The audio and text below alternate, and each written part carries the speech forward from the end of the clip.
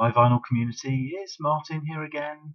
It's let me see, November 2018, so time for a video, and I hope you're all doing well. I am absolutely fine. Got my cup of tea. I just got back from work. It's actually 10:15. That clock is wrong. Something's gone wrong there. Maybe it's some sort of it's reacted to Brexit badly. I don't know, but here with a few new vinyl finds. But first, to show you some different stuff.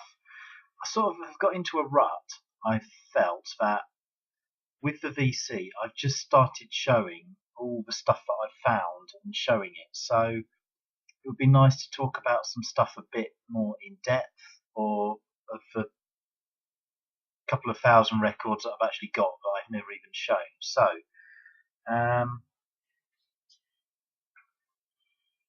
here's just some things that are interesting. The usual sort of randomness from me, I suppose. This, from what I understand, is a 1980 sort of bootleg recording. It's Larry Norman, Roll Away the Stone, Christian composer, activist, singer, no longer with us, so he's gone somewhere else. The recording of it is not that amazing, to be honest with you, but it's okay if you turn it up loud. It's actually been done as like a proper live concert and says to be played at full volume. 777 maybe. On the other end of the scale, here is The Size and Nature of the Universe, a Theory of Relativity by Dr. Edward Teller. I have not listened to this yet, but it has some amazing sort of like graphics on the inside, like sort of how would you describe it? This sort of scientific retro book of I mean, aren't those wonderful, really? Especially that they were done such a long time ago that you couldn't, that. I mean, that is lovely. I mean, that's very some sort of modern art that I could not describe. Art Deco, maybe? I'm not sure. Anyway, I haven't listened to that album yet, but I will be giving it a play. So it's in conjunction with someone called General Dynamics, who I have no idea whether they exist anymore. Is that a scientific sort of company or not? I don't know. Anyway, let's crack on. Have you ever heard Sandstorm by La Bionda? I would say that's a great track. It's side 2, track 1, I think. Yeah. This is sort of like a little bit more cultured version of Boney M. It's a disco track, or it's a disco EP. This is David Kossoff. He was a broadcaster, actor. I think he did all sorts of things in the from the Second World War onwards. He is Paul Kossoff from Free's father. This is the story of Daniel and the story of Esther. This particular one, it's on the Hallmark label, sort of like a budget label. This is a weird Soviet record on Melodia by somebody called Gleb May. That's Gleb. He's a composer. It's out there. It's pretty much out there, and it's very interesting. I don't know, is it based on this this work here? I have no idea. I haven't researched that. This is a BBC record where they have somehow interpreted electronically sounds of the body, amplifying the body's natural sounds, monitoring the movements of muscles, fluids in the body, converting nerve impulses into measurable electronic signals, breathing, asthma, hungry stomach. There's no doubt there's going to be a bit of wind on there, I would have thought. Yeah. This is, I think, a Christian album, but it's sort of from India, possibly, or it's that sort of music. Tablas, dholak, violin, sitar, guitar, organ, and harmonium. Very interesting. It's got a shop stamp here from Southall in West London. Picked it up with a whole load of Christian albums. This one is not Christian, but it's that sort of psych, hippie, very close to it. It's actually South African.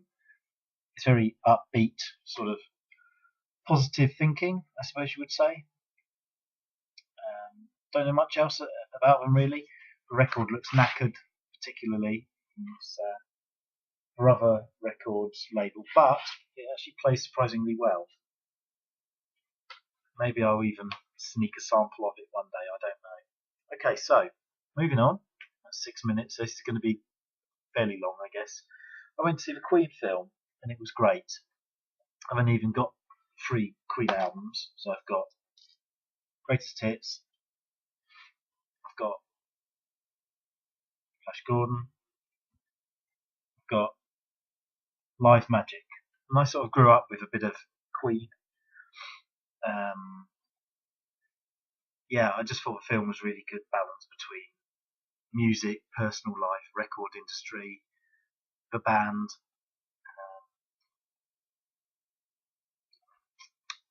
And it led me to go back and watch their performance in Live Aid, and also to skim through, shall we say, Live Aid. Yeah, I suppose the standout people for me, Live Aid, going back and looking at it, was probably like U2. To be honest with you, George Michael, even then, doing with Elton John on the piano, Don't Let the Sun Go Down on Me. Yeah, and who else was pretty standout? Well, to be honest with you, Status Quo. Yeah, Madonna. Yeah, I didn't get on to the latter discs in America, to be honest, so much. But it was interesting to go back and watch it, and pardon me. I mean, it did have other people like Paul Young, and it had Midge with Ultravox with a horrible big long coat on. What I presume was quite a warm day in the summer. Yeah, so that was interesting. But the film, I would recommend it. I'm sure lots of people have talked about it or seen it anyway. So it brings me on to some. I think these are all finds actually. Yeah, they are. And there was even some this morning on my way back from work. I went to a shop. It has a red and white logo, and the initials start with TK. And I actually bought a frying pan and a light, but I happened to wander down to this sale bit, and for some unknown reason, they had some records. So I cleaned them out. So I've got one Aretha Franklin record. This is on La Machine du Temps, Saal, from 2017. Hermitage, without the H, record label. I don't know what this is. Well, I do know what it is, but I don't know, is it just a compilation or what really? It's called The Electrifying Aretha Franklin. And then, lo and behold, I presume this is a compilation, or they've changed the cover. I have 3 copies of Wilson Pickett. So, if one person doesn't have any Wilson Pickett and they would like one, I'd be quite happy. Certainly in the UK, yeah, probably in Europe would be fine as well. I don't really want to send to America, but I suppose I could. One copy of Wilson Pickett. Maybe I'll do a picking out the hat sort of thing if you put your name underneath in the comments. Yeah, just for a bit of fun. Okay, £1 fines. Thought I would give a UB40 album a go. I don't really like UB40, but I thought if it's early, maybe it's going to be a bit more interesting. I've got Earth, Wind and Fire, Best of, Gatefold. I will check that with my copy that I've got, if I've got it. I think I've got it. This one is always notoriously difficult to find in good condition.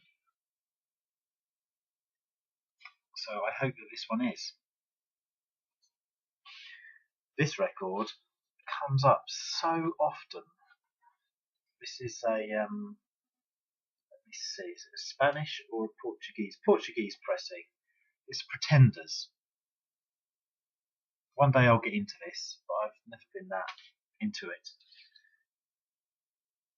Bob Seger, I suppose, likewise. I'm not really hugely familiar with him. I guess this is just a studio album, although it looks live on the back, but anyway. Well, I do know this, and I've had it on CD, and I found a copy of it, a great film. This is Still in the Shrink. This is the Warner Brothers label. Yeah, and it's great music. Yeah. When I started our radio show, I think the opening track, Paris, Texas, I think that was the first record we ever played, which was over a year ago now. This is Heula, or however you say it, Joni Mitchell, smoking a fag. Scapefold. Here's a bit of Phil. Ooh, 11 and a half minutes, that's not too bad. Someone else who I've only got, let me see, I've got Nebraska, which I like, and I've got Stranger in the Town, is it called? This I found, so I will give this a worthy go. Don't think he watches or makes videos anymore, but John, hi John Magnus. You're still a bit active on Facebook and such like, but huge Bruce Springsteen fan is John, and Sheffield Wednesday. It's a Squeeze album. I knew that was Paul Carrot there. I never knew that he was in Squeeze.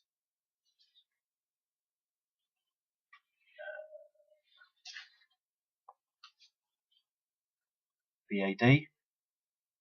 Don't know much about this album. Don't recognise any of the. Oh, E equals MC squared. Nearly there. Lindisfarne live. These are all a quid, so I just picked them up. Maybe some will end up in a record fair. Who knows? And we are nearly there. Another copy of this. And then this. Some. I hope that it's the original recordings of the Test match special from Radio 4. That would be so cool. For those of you obviously not in the UK, this is a game called Cricket, and the commentators on it are just legendary in the way they sometimes talk about other things as well. And they have these very distinct radio voices that you would recognise if you were familiar with them. And lastly, I found this. I'm prepared to give it a go again. I did listen to Nights in White Satin the other day,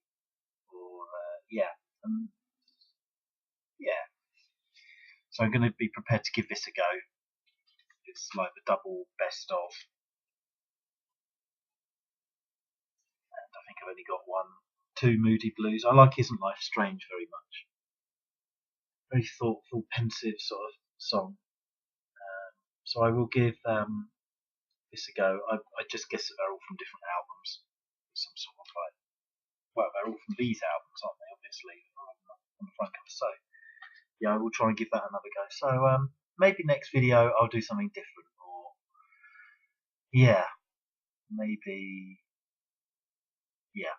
I'll leave it at that. Just under 15 minutes. Thank you very much for watching. Hello to everybody, and thank you for subscribing. People all around the world. Hi Rob. I could say hello to so many people, give them shout outs. Obviously the British bunch, some of us have met up. Graham Watson, who's moved.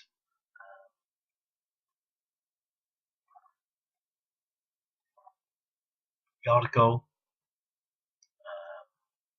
Miko.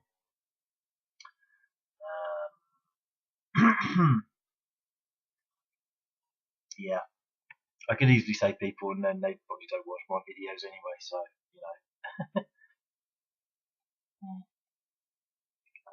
yeah. So that's about it, really. I'll see you in your videos anyway, and I'll try and comment on them. Guys, I do watch actually quite a lot of videos from everywhere, and all different people and things and ages and whatnot. Yeah. So yeah, there you go. Okay, now it's 16 minutes, and I'm going to say goodbye. Cheers, everybody. Bye.